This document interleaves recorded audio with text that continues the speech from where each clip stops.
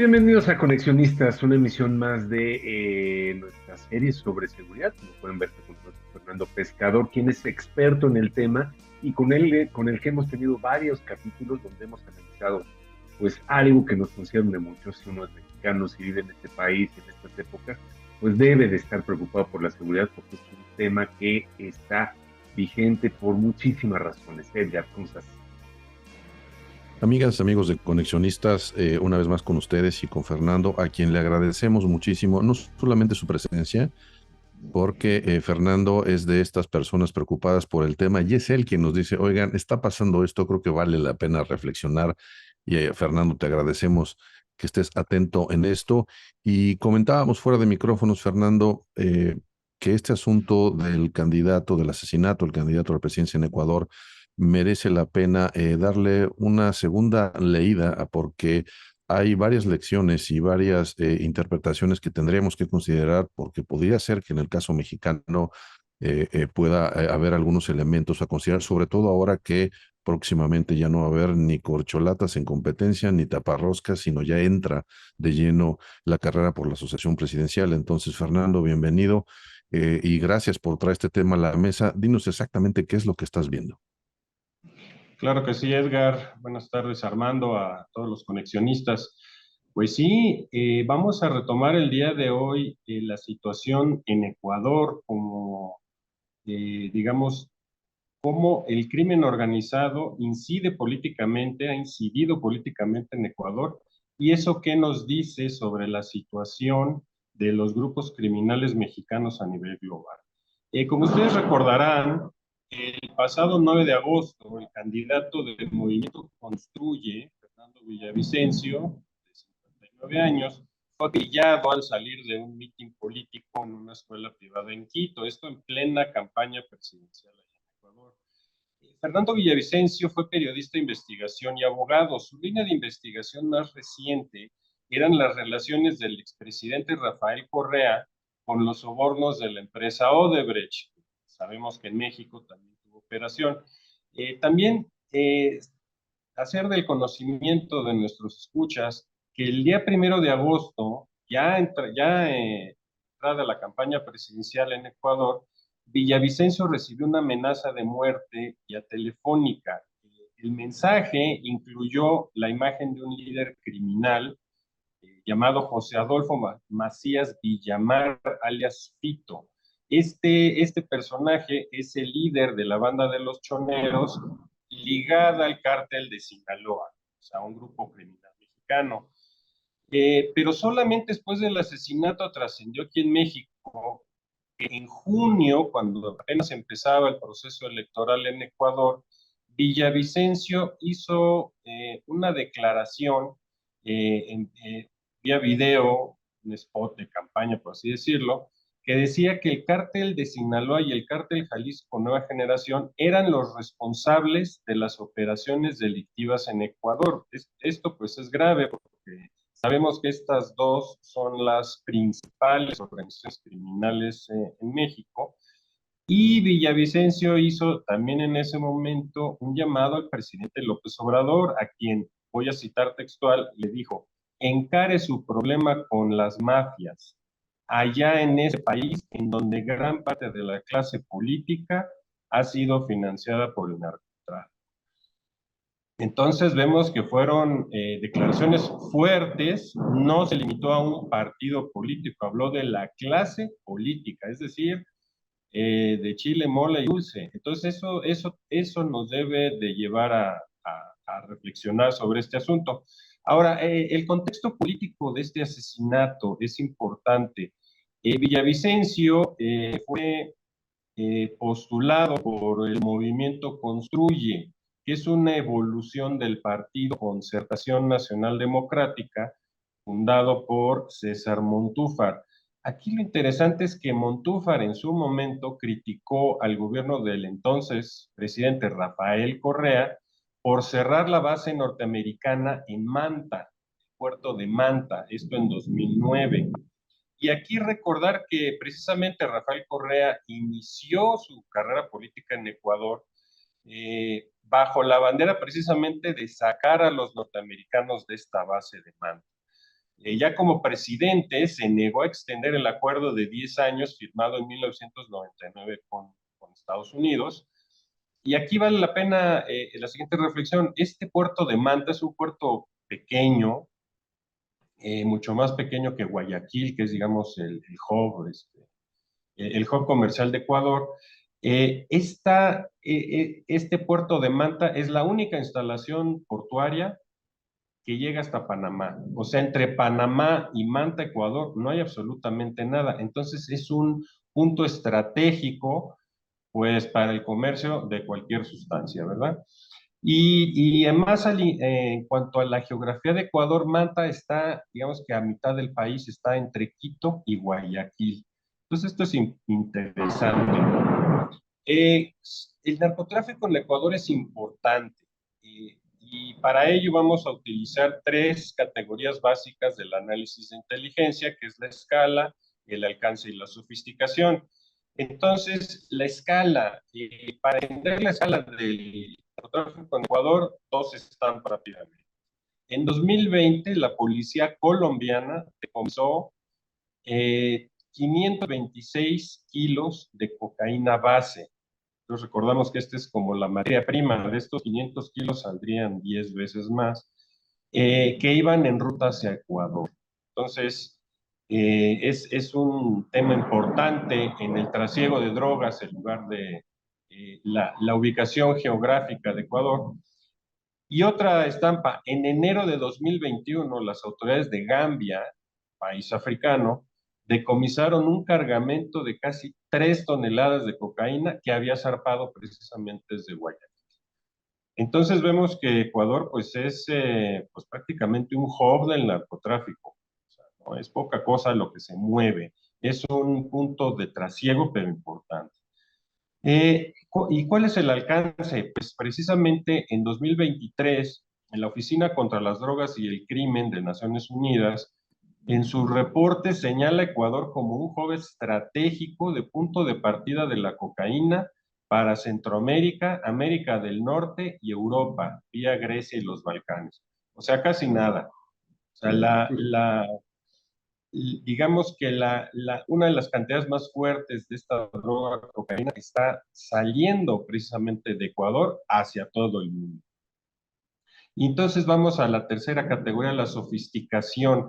Esto es interesante porque en su momento estos grupos de narcotráfico, ahí no sabemos si ya eran los mexicanos o las variantes locales, utilizaron, apoyaron o se treparon, por así decirlo, a organizaciones defensoras de derechos humanos que estaban generando presión política para cerrar esa base naval de Manta.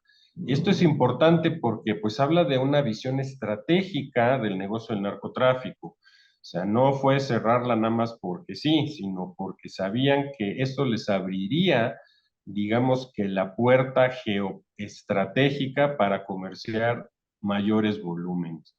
Entonces, ¿qué nos dice esta situación de Ecuador para México? Dos puntos muy rápidos. Uno es que la política influye y por eso atrae a la criminalidad.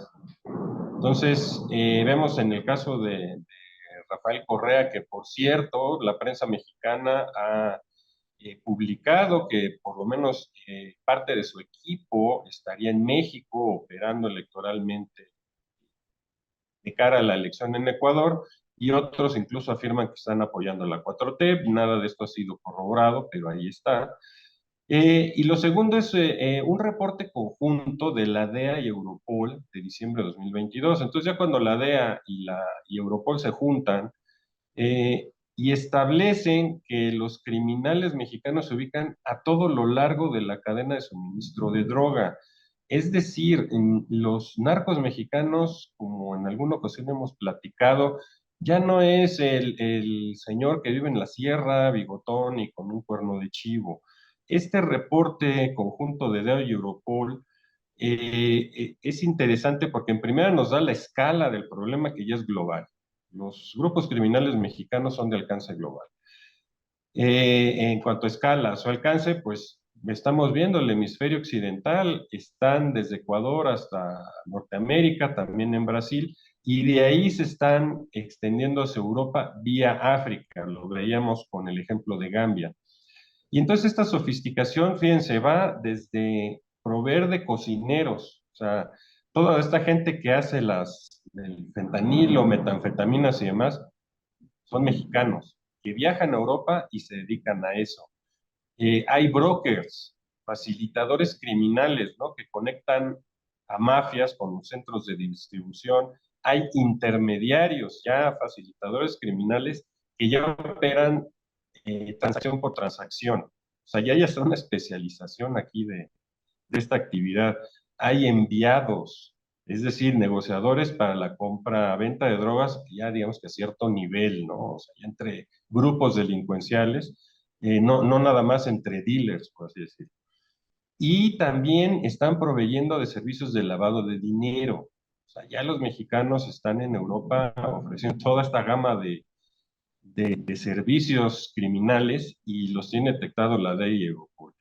Y bueno, finalmente para pasar a sus comentarios, como es la costumbre, simplemente dejar, no perder de vista que el presidente López Obrador tiene agendado una visita a Colombia para este 8 y 9 de septiembre, donde supuestamente se va a abordar con el presidente Petro cuestiones de la política antidrogas. Entonces, pues es un momento delicado, por así decirlo, porque va ahora sí que el presidente López Obrador, pues querámoslo o no, Colombia sigue siendo el origen de muchos de estos asuntos criminales del narco, y pues va ahí sin Estado Mayor y sin nada. Entonces, pues es compleja la situación.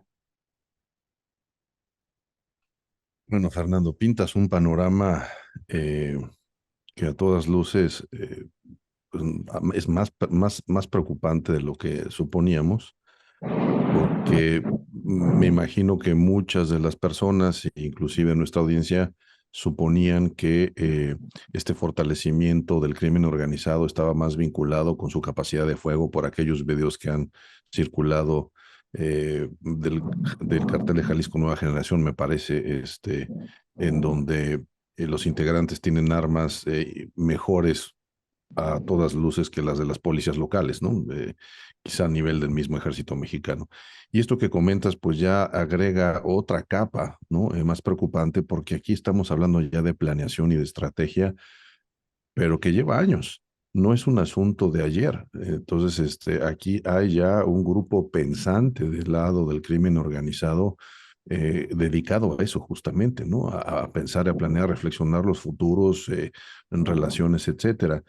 Y Fernando, en la medida que avanzan estas campañas en México para un poco hacer esta relación, eh, pues no va a dejar de preocuparnos el hecho de que, como mencionas ahora, el presidente viaja a Colombia, pero próximamente tendremos a los candidatos en campaña visitando pueblos, municipios, ciudades, en donde claramente ya quedó demostrado o evidenciado con las elecciones pasadas que el crimen organizado ya tiene una presencia territorial electoral abierta.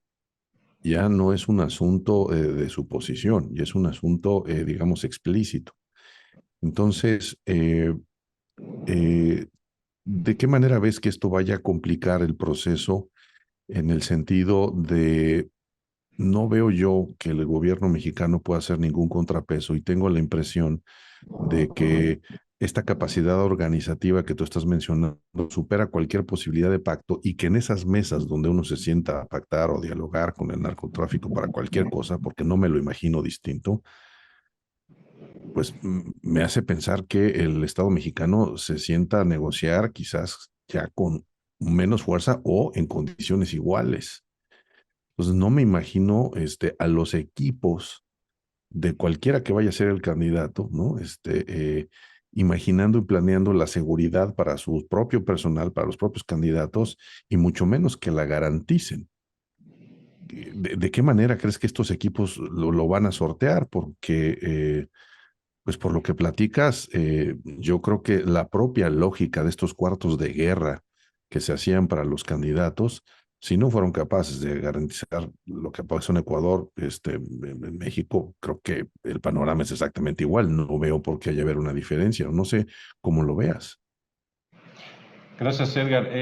Fíjate que justo ese es el asunto. A los pocos días que asesinaron a este candidato Villavicencio, eh, mataron al candidato del correísmo, o sea, del Ok. movimiento que encabeza Rafael Correa. Entonces, fue, digamos, un contragolpe también de los grupos del crimen. Entonces, yo creo que ahorita el problema estratégico que enfrenta México en 2024 es el conflicto entre el cártel de Sinaloa y el cártel Jalisco Nueva Generación, que operan cada quien para contrarrestar al otro, y la política se ha vuelto un campo también de conflicto. Antes quizás este conflicto se quedaba en la sierra, en las calles, poblaciones alejadas. Hoy en día ya no, y eso es lo que vimos precisamente en Quito este mes de agosto. Entonces, son escenarios que se deben de tomar en cuenta porque precisamente son grupos locales, pero dirigidos, Mm. digamos, en visión estratégica de las organizaciones mexicanas. Y ese es el asunto. Ahora, también aquí hay que ver que ya lo que es la división del trabajo criminal, pues ha Interesante. llegado a una sofisticación insospechada, Muy porque interesante, sí. porque tenemos, en efecto, el caso dramático, brutal, de esta muerte de los 5 jóvenes en Lagos de Moreno, que habla pues, ya de una degeneración humana sin límite, o sea, y nada más imaginarme la mente de quien ordenó el asunto y grabarlo. Porque al parecer, si bien obviamente como una pieza de información, al final de cuentas, esta lamentable situación es información, parte de esa información era lúdica, era para diversión de estas personas. Y el punto también es que se tiene un uso político, porque ha generado estados de ánimo en el país, no es para menos.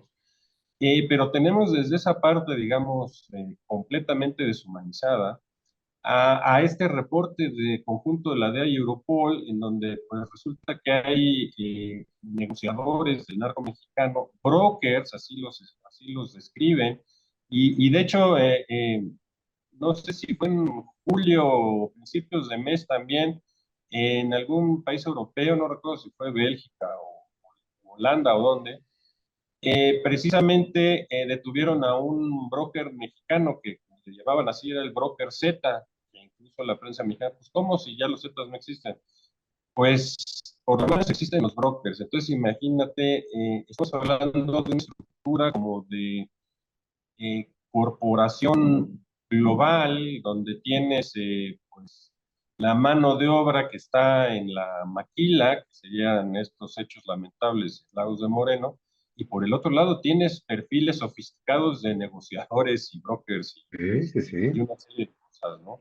Entonces, y servicios de lavado de dinero, entonces, eh, son cuestiones que pues están ahí y me quedo tantito con el lavado de dinero porque también hace unos días el fiscal general de justicia del estado de Hidalgo, que Ujú. previamente fue jefe de la unidad de inteligencia financiera, Santiago Nieto, pues criticó al actual titular, a Pablo Gómez, por decir que no había hecho nada contra el lavado de dinero. Entonces no sabemos si fue pues un reclamo, un regaño, una solicitud, no sabemos qué se esté manejando tras bambalinas. Recordamos que Hidalgo pues, está gobernado por Morena también. Entonces, yo creo que ese es el asunto. Ahorita el problema estratégico de México es este alcance del crimen organizado y los conflictos entre estos dos grupos grandes, Cártel de Sinaloa y Cártel Jalisco Nueva Generación, cómo ese conflicto pudiera incidir directamente, como bien dices, empezando por la seguridad de aspirantes, candidatos y más, ¿no? Me Exacto. imagino, perdón Armando, rápidamente, me imagino que ahora los cuartos de guerra de cada candidato van a tener que obligadamente incluir a un especialista en temas de crimen organizado y seguridad, no solamente ya hablando de la seguridad física, sino de entender estas dinámicas para planear pues estas campañas de tierra que están por desarrollarse, ¿no? Ya no es un tema exclusivamente de propaganda y comunicación política. Esto los obliga a sofisticarse de igual manera. Armando.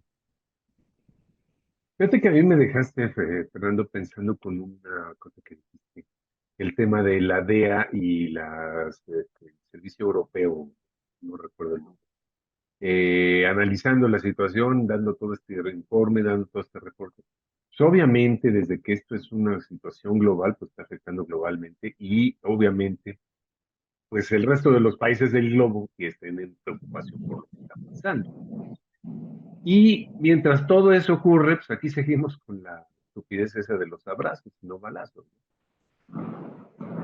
Estados Unidos lo está intentando hacer a través de todo lo que se ha dicho, desde tratar de nombrar a los carteles, hacerlos de organizaciones terroristas, etcétera, etcétera, pero hasta ahorita no se ha hecho nada internacionalmente. De alguna forma podrán estas instituciones, a través obviamente de sus gobiernos, estoy hablando de Europa, Estados Unidos, forzar, presionar, lograr que aquí en México se busque, se cambie esa política, o pues esto va a seguir dependiendo de que aquí en México le siga pareciendo, sigan, pues no sé si, no me atrevo a decir pactando con el crimen organizado, pero por lo menos dándole mano. ¿Qué va a pasar ahí? Gracias, Armando. Pues sí, toda una reflexión esta que haces, porque regresando al ejemplo de Ecuador, eh, Estados Unidos, la Marina de Estados Unidos estuvo operando desde este puerto de Manta durante 10 años, del 99 al 2009. Rafael Correa no les prorroga, digamos, permiso, y pues tampoco vimos que Estados Unidos hiciera gran cosa al respecto, ¿eh? Y 2009, pues era ya Obama en la Casa Blanca. De hecho, ese asunto no le afectó mayormente a Rafael Correa, quien el resto de la década pues fue como que figura de la izquierda populista en Sudamérica, ¿no? Incluso saliendo de la presidencia se refugió en Bélgica, cosa rara. Entonces, yo creo que también los problemas políticos al interior de Estados Unidos están tomando o están contaminando esta situación de la política y seguridad de Estados Unidos. Y entonces, si ciertos sectores dicen hay que presionar a México, otros sectores van a decir no, ni más, no lo vamos a permitir nosotros. Y entonces, y yo creo que eso es lo que hace que, por ejemplo, ahorita México pueda navegar sin mayor esfuerzo en contra de las organizaciones criminales, sin haber padecido algún tipo pues, de castigo o algún tipo Pensiones. de sanción, exactamente. O sea, es que ese es el punto. Yo creo que esto que tú bien cuestionas, dices, bueno, ¿cómo lo van a permitir? Pues es que ya llevan 5 años permitiéndolo, entonces no se ve ya, yo creo que ya es parte del problema, no son parte de la solución Estados Unidos en este sentido. Entonces, y esto de las organizaciones, de nombrar organizaciones terroristas a los cárteles mexicanos, lo están empezando a tomar como una bandera, pero el problema es ese, es bandera, no se ve que haya un planteamiento estratégico bien pensado, de largo plazo, más bien se ve que es un efecto para generar simpatías, generar votos, pegarle entre republicanos y demócratas, pero sí es un tema que tenemos que estar pendientes. Claro, pues muy bien, muy bien. Sin duda, Fer, sin duda. Y antes de despedirnos, me parece que he puesto un tema muy interesante en la mesa. Bueno, los dos pusieron un tema muy interesante que sería que nos ayudes a entender qué está pasando del otro lado del río, en este caso en Estados Unidos, porque se tiene la creencia, ¿no? De que aquí es monolítico y de que lo que se decide es, digamos, una sola corriente y que hay una sola política y por lo que ya nos has comentado, no es así. Hay divisiones al interior y más este proceso electoral está dividiendo a todo el país y, ¿por qué no? También va a dividir tanto a las fuerzas castrenses como a los organismos de inteligencia para tratar este programa. Entonces, pues eh, no quisiera comprometerte, pero sí, para usar Claro. de tu experiencia No, y que en algún momento que lo consideres oportuno, tocar específicamente este tema que me parece muy interesante. Y pues por lo pronto, Fernando, darte las gracias por traer otra vez esto a la mesa y dejarnos una vez más sorprendidos y pensando, porque yo creo que este es uno de los temas más delicados que hay. Muchas gracias, Fernando. gracias Edgar, gracias Armando, por supuesto, y sí, yo creo que el siguiente programa lo podemos hacer sobre esa parte del narco, que es la parte de las instituciones de seguridad de Estados Unidos. Exactamente. Pues una sesión muy tormentosa, todos esos ruidos que vienen de fondo son otra cosa que truenos que nos están cayendo aquí en la Ciudad de México, pero bueno, a pesar de todo, aquí andamos. Fer, para terminar, tus redes sociales, tu Twitter o X, que se llama ahora. Claro que sí, X antes Twitter, @Guzmán Pescador para estos y contenidos muy interesantes. Muchas gracias, Fernando. Y muchas gracias a ustedes por escucharnos. Nosotros somos Conexionistas MX en Twitter o en X y en Facebook, en YouTube somos Conexionistas México. No se les olvide seguirnos, no se les olvide poner el pulgar hacia arriba. Y también nos encuentran en Spotify como Conexionistas, ahí tenemos todos los audios. Síganos en Telegram, en nuestro canal de Telegram, allá abajo en la descripción de este video pueden encontrar la liga para irse directamente para allá. La música es de Alejandro Sabo, ahorita lo encuentran en YouTube, y el diseño es de Sofía Reynoso, ahí ya la encuentran en Facebook y en X. Muchas gracias, nosotros somos Conexión.